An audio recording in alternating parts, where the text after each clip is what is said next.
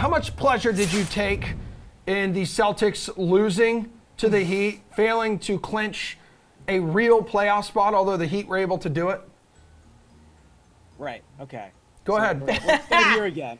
Sweet. I mean, I think it was a really interesting game. I think you saw the fact that the Celtics clearly do miss Robert Williams, which, no one thought they wouldn't. He's been such an impactful player on defense so far this season, but it probably said more about the Heat to me. I just thought this was a really resilient win for them. This is a team that, really had gone through the ringer the last 2 weeks between the very animated sideline argument with Jimmy Butler, people kind of mocking and knocking Heat culture the past couple weeks, the 4-game losing streak.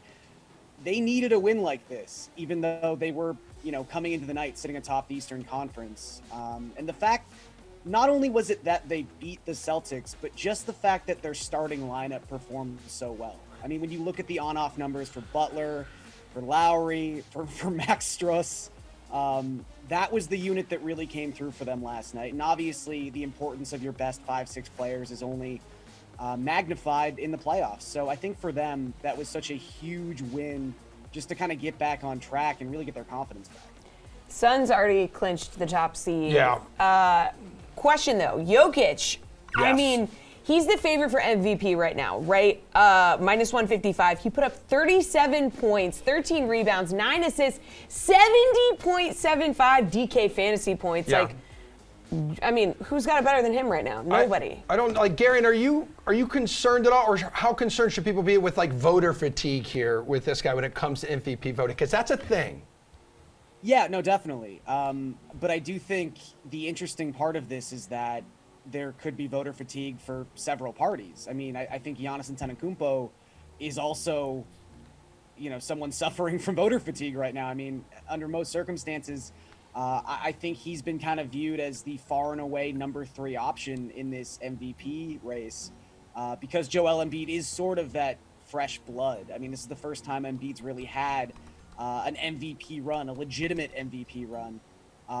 So Jokic probably isn't the only guy suffering from that, but we've kind of seen that narrative turn around a little bit the past 3-4 weeks. I know he literally yesterday started the day at plus money to win the MVP on the DK Sportsbook, and by the end of the day was, I think, minus 125 to take home the award.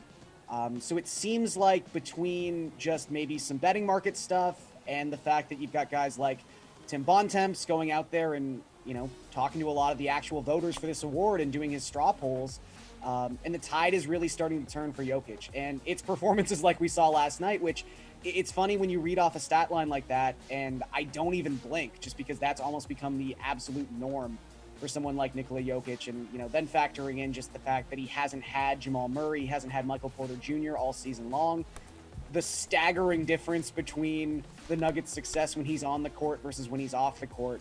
I think it's a pretty clear-cut case that Jokic should be the MVP this season. I wouldn't worry too much about voter fatigue, but I don't think he's going to win a third. Let's put it that way next year. So, especially if he takes this one home this year.